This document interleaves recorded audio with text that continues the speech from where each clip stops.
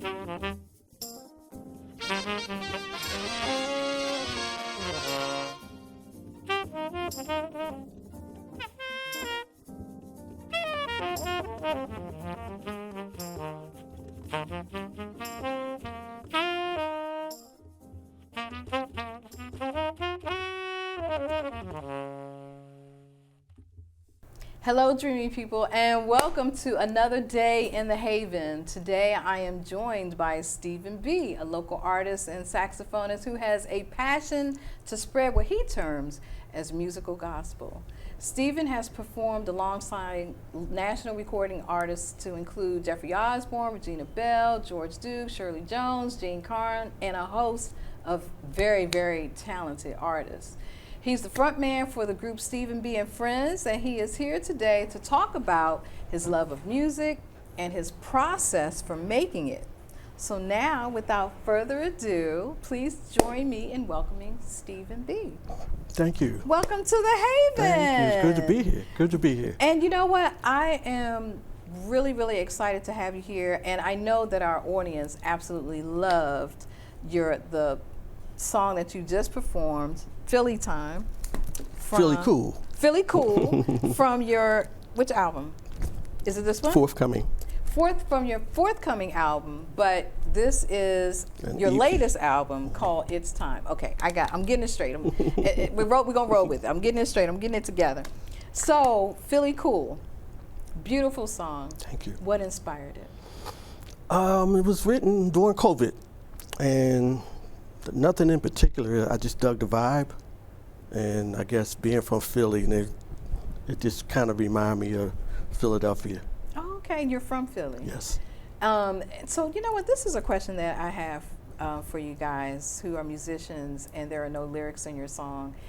How does the names come to you? I mean, this one you just explained. You know, you're from Philly. It was a Philly vibe, but you have other songs. So how do you determine what you're going to call the song? I'm just so fascinated by that whole process. It's interesting because it's there's no limit of avenues of different ways you can be inspired.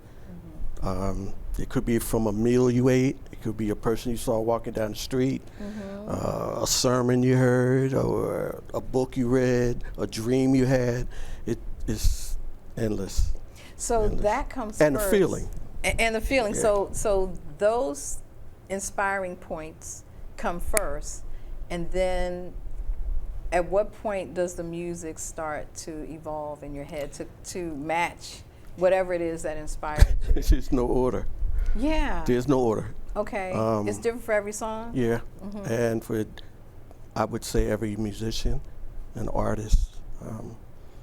I guess if you compare it to writing a book or writing a story, some folks start the story from the end in the beginning and tell it backwards. So it all depends. Okay, so I want to dig a little bit deeper. So let's take Philly Cool. So I mean, you're from Philly, but you said you wrote it during COVID.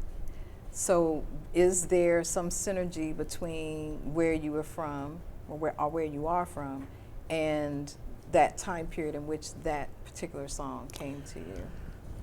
I think for me, COVID was like a cutoff of the switch, and it made me sit down and be quiet. And I have a saying that I say silence, definition by silence. And in the silence, you can hear a lot. And it made me, actually I did a lot of writing of music, not to say because we weren't out playing, so I had time to write, but I think it just gave me an introspective look into writing differently than prior times. Wow. Okay, that's very, very interesting and fascinating. I'm completely enamored by musicians, particularly jazz musicians, because you just kind of vibe with them. It's not like a song with lyrics that you can relate to. You can relate to the feeling and the emotion because of the words of the song. And in this way, you're still relating to the music and the emotion, but it's at a different level. Yeah, I think with jazz and other improvised music, it's a conversation between the musicians without words. I take a very spiritual approach to music because I believe that it's the most important thing next to breathing. We all are musicians, and I say that because when you're born, your heart beat. Okay, music is rhythm, melody, and harmony. Okay. And harmony, people getting along with each other. Right. Okay, everybody's different, so you have your own melody, but everybody has a heartbeat, which is the rhythm. Right, right. So Steven B and Friends. First of all, how long has your group been together? How long have you been writing music? Well, the group consists of some of my very, very close friends that I've met since I've been here, musicians I played with, and we spiritually get along. Thus, that comes across within the music when we're playing. I would say my keyboard player I've known for almost 30 years or plus, and I guess the rest of musicians within 20, 25 years we've known them. Yeah. So knowing them for as long as you do, you all of you are vibing, and you just know like when it's time for that bass to start, or when it's time for the keyboard to maybe play a riff. Or again, I'm fascinated by it because I can see you all playing, and I can tell that you're vibing, and it's just so interesting to see that everybody knows their part in that puzzle that you're all putting together for the listener to hear and to see. It's a conversation. If you're talking with 4 or 5 different people, everybody can't talk at the same time. So, you know, just for the conversation to be effective. And it's the same thing like on the stage. Yeah. So you've collaborated with some pretty heavy hitters in the music industry. So I think, was it 12 years old when you started playing the sax? Yeah. So talk to me about your. Is it just the saxophone, or are you doing other instruments as well? Well, I started playing the clarinet when I was about 5, I guess, Okay. and I played that until about 12. Music was in our family. My father actually was a semi-professional saxophonist, and he played actually with John Coltrane back in Philadelphia in the big bands during the 40s. So I was always around music. And I guess about 12, early teenage years, I just picked it up. I went from the clarinet to the saxophone. Is that like a natural progression, most? Kind of. The clarinet is a little harder to play, but it's a very good transition for the saxophone. And I wound up playing with some friends, and we did the R&B thing and around town and had a band, and it just kind of went from there. Just to add, I also attended church, and I was also in the choir, so I always was singing. So that was a part of the music for me too. Yeah. So do you add vocalization in your? I do. You I do. Okay. It's interesting. I had to sit down and think about this. There's some songs that I don't hear playing the saxophone, but I hear it vocally. Then there's some songs I don't hear vocally that the saxophone for me speaks. That's just so amazing. Yeah, and you have a lot of instrumentalists say that their instrument is their voice. I just kind of got a hybrid of it, I guess. You know, and it depends on the music too. Yeah, you know, people like Jonathan Butler who do that very, very well. A few, actually, I can think of some others who incorporate the two instruments, their voice and whatever else the instrument they're playing. So that's a natural thing. But at the same time, to know which is supposed to be vocals and what's supposed to be an instrument, and sometimes it's both. Just kind of hear it. You kind of feel it, hear it, feel it, hear it, feel it, and it just. But it's so abstract. You know. It's like the whole process. You can't just like really nail it down. It's not, you know, it's not like a book where, you know, beginning, middle. Well, it has a beginning, middle, end, right? Music definitely does, but you know what I mean. It's just. It's very hard to. It's the really, same thing. Trust me, it's the same thing. I just think it's in a different atmosphere. Okay. That's all. Okay. All right. So you started playing at 13, and then you were playing with local groups.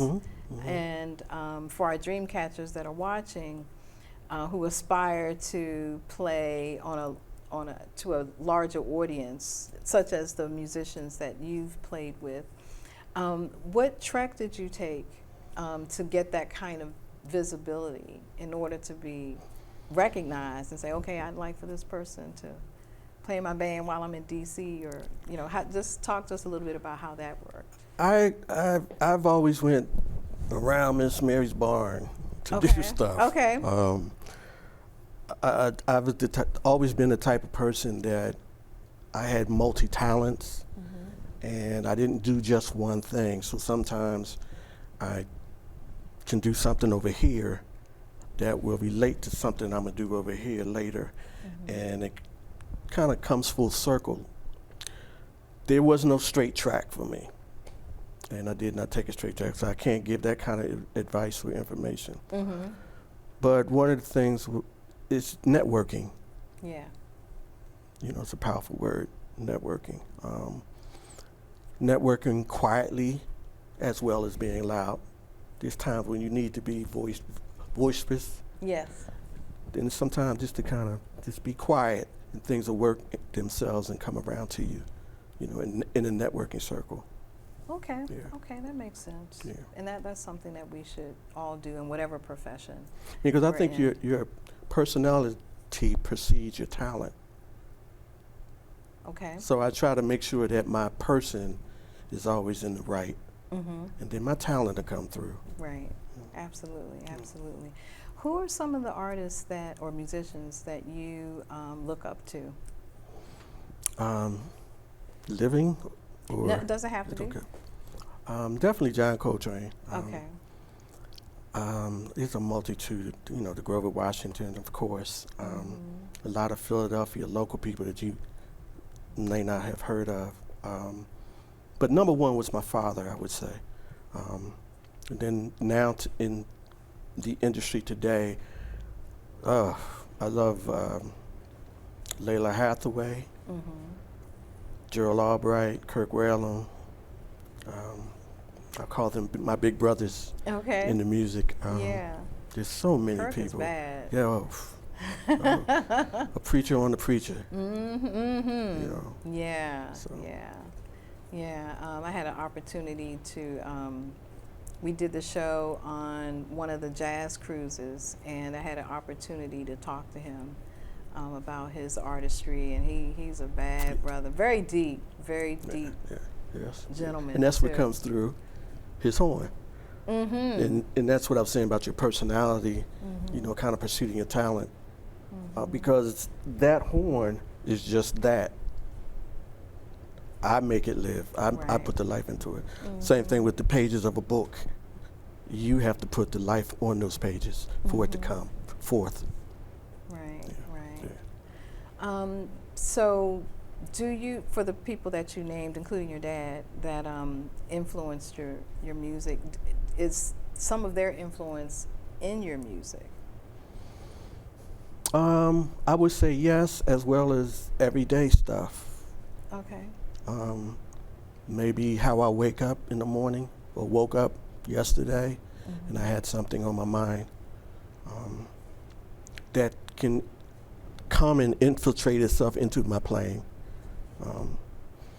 I think as a musician, it's our job to make a listener feel, hear something different than when they came into the room. And that could be make them happy, make them, you know, you could maybe remind them of something sad. You can make them cry. You know, it's an emotion that I want to send out to have come back. Okay. So, in some regard, you're a messenger.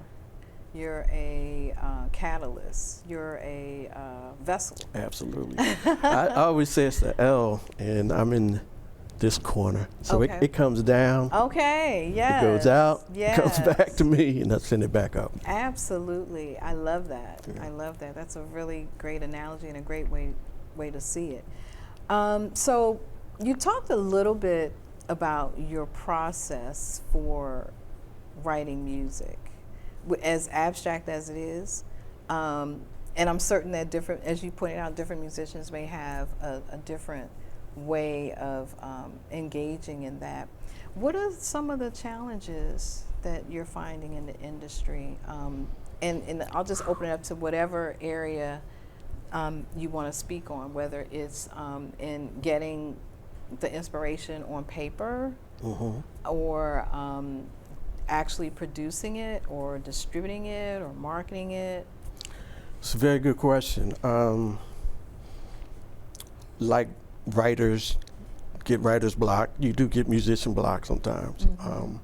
Until something maybe inspires you to move you, or you may write a little snippet of something, put it away, don't go back to it for years, and then all of a sudden you have a different outlook on it when you hear it again, so then you can write the whole song, you know. About the industry, it definitely has changed. Now being where it's easier to be independent, you don't have to rely on record companies. Yeah. So it's it's whatever direction you need to go in, you can go into. But I would say one of the most important things is research. Always research. You know, you have to do your own research, and then filter it down to the information that you have. Filter it down to what works for you. Because what's for you is for you. Right. You know, and not necessarily for that person. Right. Absolutely. So, what's your next project? Next project, music-wise, or?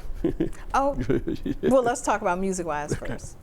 I actually. And does it happen that way? Do you say, wake up one day and say, you know what, I'm going to do an album. I'm going to start a new album today. I mean, like, how does that work?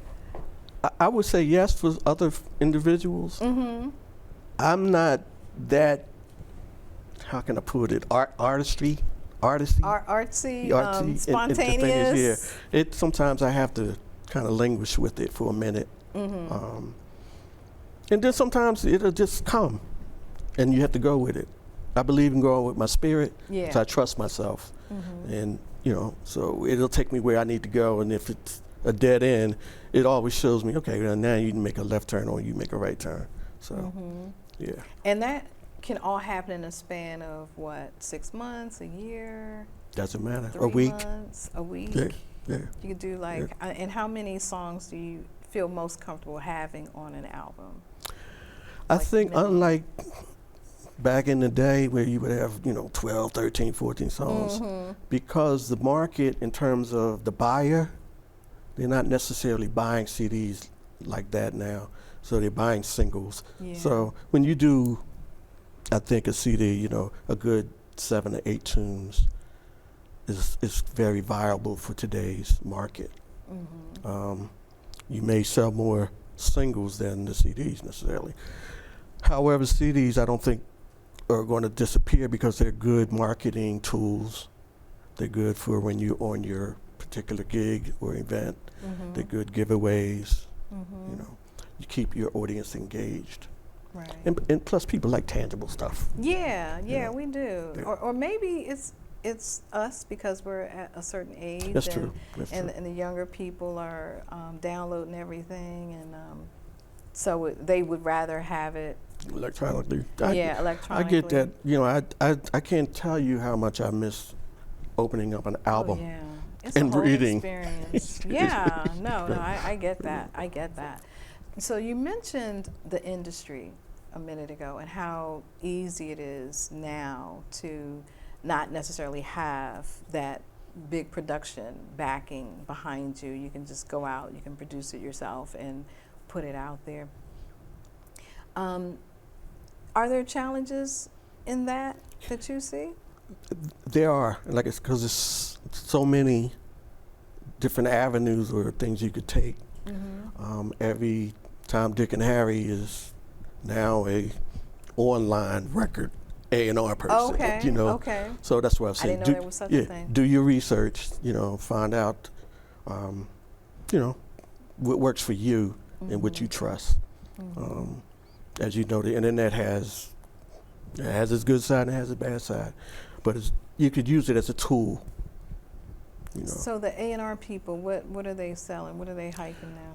Well, A&R people are people who are claiming that they can get you this or get you to the record labels. For a fee? Yeah, well, of course. That's what I'm saying. So do your research.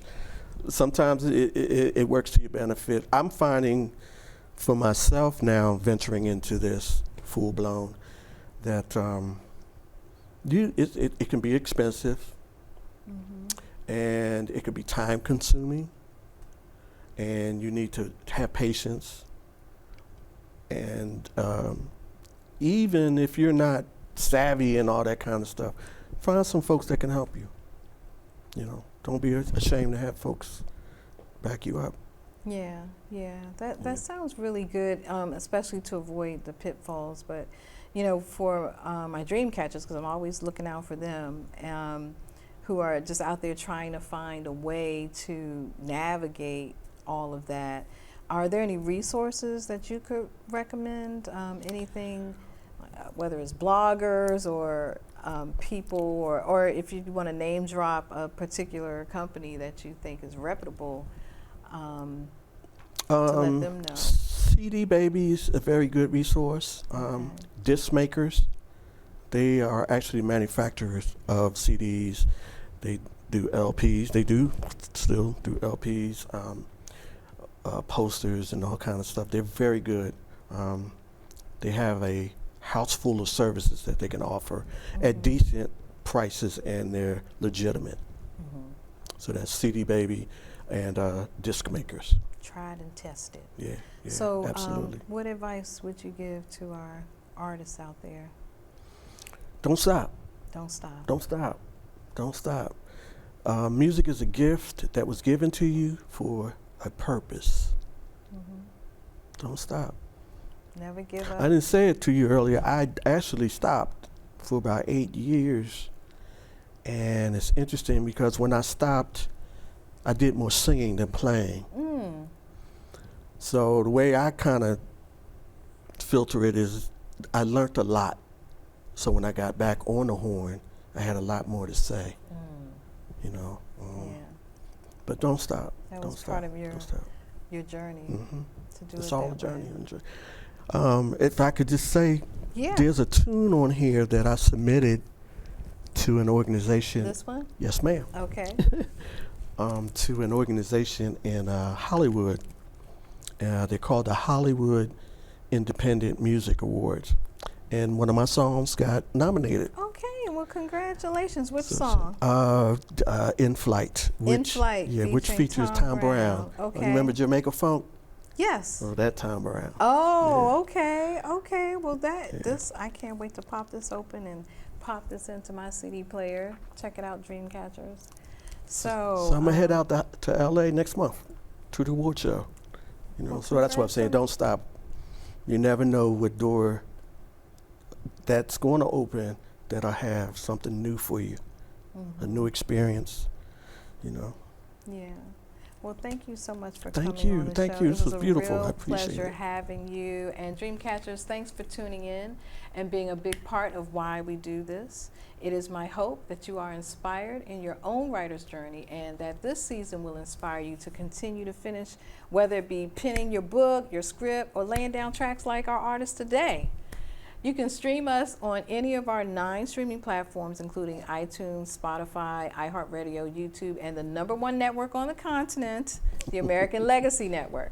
For more information on where to tune into our broadcast or podcast, visit our website at www.writershavenshow.com. And you can also follow me on Instagram and Facebook at Arthur V. Helena. So I want you to keep me posted on your progress, and perhaps I'll see you in the Haven. Well, until next time, catch fire on purpose.